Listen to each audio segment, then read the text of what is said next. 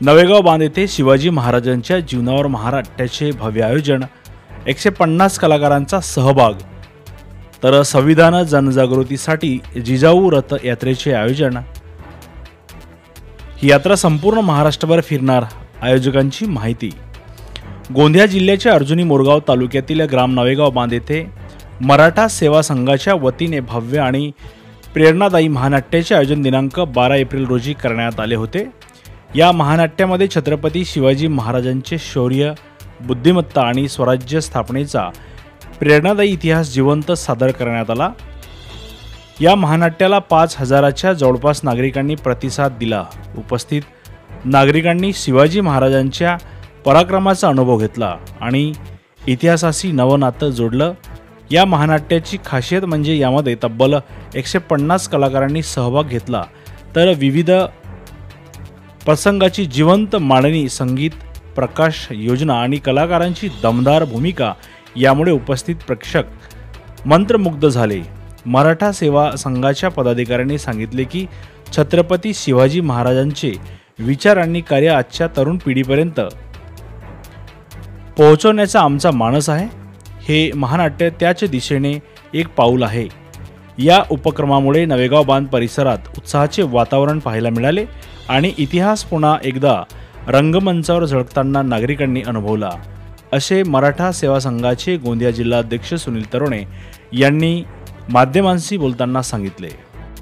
राजा शिवछत्रपती ह्या महानाट्याचं आयोजन करण्याचे मागचं उद्देश हे आहे की शिवाजी महाराज काय होते, शिवाजी महाराजांचे विचार कसे होते हे लोकांपर्यंत पोहोचवण्यासाठी आम्ही इथं महानाट्याचं आयोजन केलेलं आहे। ही पण मराठा सेवा संघ आणि मराठा बाणा मित्रपरिवार नवेगाव बांधच्या वतीने केलेलं आहे।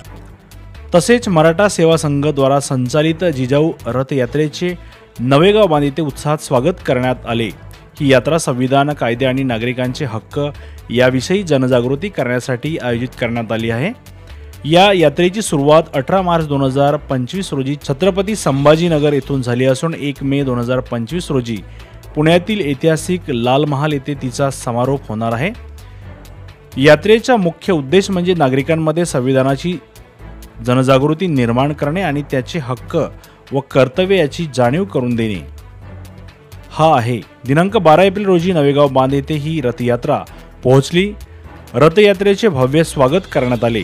स्थानिक नागरिकांनी, विविध सामाजिक संस्था आणि युवकांनी मोठ्या संख्येने उपस्थित राहून यात्रेचा उत्साह वाढवला। ही यात्रा संपूर्ण महाराष्ट्रभर फिरणार असून विविध जिल्ह्यांमध्ये विविध उपक्रम आणि कार्यक्रमाचे आयोजन करण्यात येणार आहे, अशी माहिती मराठा सेवा संघाचे गोंदिया जिल्हा अध्यक्ष सुनील तरोणे यांनी माध्यमांशी बोलताना दिली आहे।